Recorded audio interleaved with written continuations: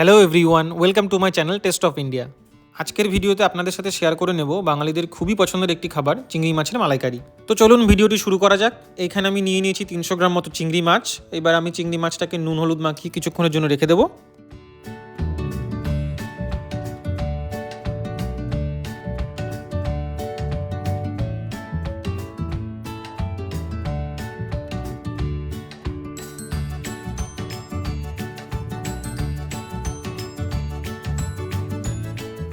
চিংড়ি মাছগুলোকে আমি এবার একে একে সাদা তেলে ভেজে নিচ্ছি।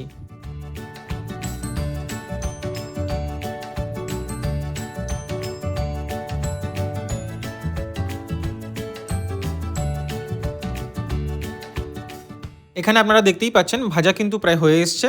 একটা জিনিস কিন্তু এখানে অবশ্যই খেয়াল রাখবেন, মাছটা যেন খুব বেশি ভাজা না হয়ে যায়, মোটামুটি 80%-এর মতো ভেজে নিলেই হবে। মাছগুলোকে এবার আমি তুলে নিয়ে একই তেলের মধ্যে গোটা গরম মশলা ফোড়ন দিয়ে নেব। এখানে কিন্তু আমি দুটো তেজপাতাও অ্যাড করে নিয়েছিলাম। এবারে আমি এখানে অ্যাড করে নিচ্ছি আগে থেকে তৈরি করে রাখা পেঁয়াজ, আদা, রসুন এবং কাঁচা লঙ্কা পেস্ট। এখন আমি এখানে একে একে অ্যাড করে নিচ্ছি হলুদ গুঁড়ো, ধনে গুঁড়ো এবং জিরে গুঁড়ো। ভালো করে মিক্স করে নেবার পর মশলাটাকে 5 মিনিট ধরে কষিয়ে নেব।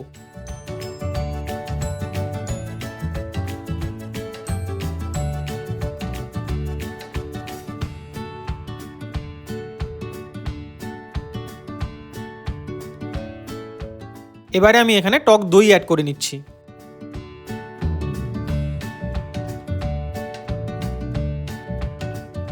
দইটা ভালোভাবে মিশিয়ে নিয়ে আবার কিন্তু আমাদের মশলাটাকে 5 মিনিট ধরে কষিয়ে নিতে হবে।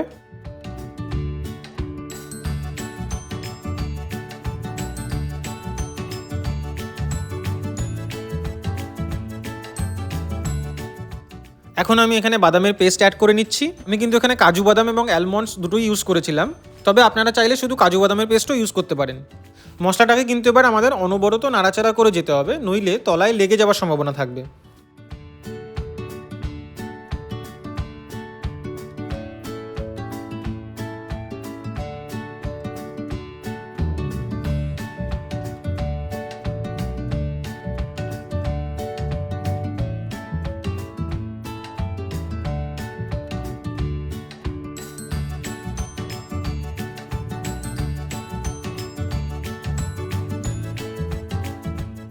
মশলা আমাদের কিন্তু প্রায় এখানে হয়ে এসছে, দেখতেই পাচ্ছেন মশলা থেকে তেল ছাড়তে শুরু করেছে। এবার আমি আগে থেকে ভেজে রাখা চিংড়ি মাছগুলো দিয়ে নেব।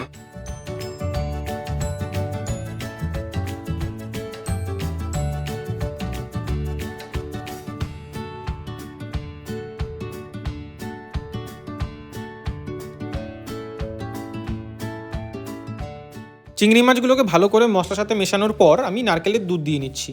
নারকেলের দুধ কিন্তু আমি এখানে কেনাই ইউজ করেছি, কারণ আমি যেখানে থাকি সেখানে এইটাই অ্যাভেলেবেল। তবে আপনারা চাইলে কিন্তু নারকেল বেটে তার থেকে দুধটা বের করে নিতে পারেন, সেক্ষেত্রে মালাইকারির টেস্টটা অনেক গুণ বেড়ে যাবে। রান্না কিন্তু আমাদের প্রায় তৈরি হয়ে এসছে। এবারে মিডিয়াম ফ্লেমে 10-15 মিনিট একটু ফুটিয়ে নিলেই তৈরি হয়ে যাবে আমাদের চিংড়ি মালাইকারি। আর নামানোর আগে কিন্তু একটু মনে করে অবশ্যই গরম মশলা ছড়িয়ে নেবেন।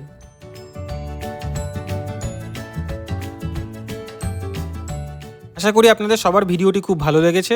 এরকম নতুন নতুন রেসিপি পেতে চাইলে আমার চ্যানেলটিকে কিন্তু অবশ্যই সাবস্ক্রাইব করে দেবেন। চলে আসবো আবার নতুন কোনো রেসিপি নিয়ে পরের ভিডিওতে।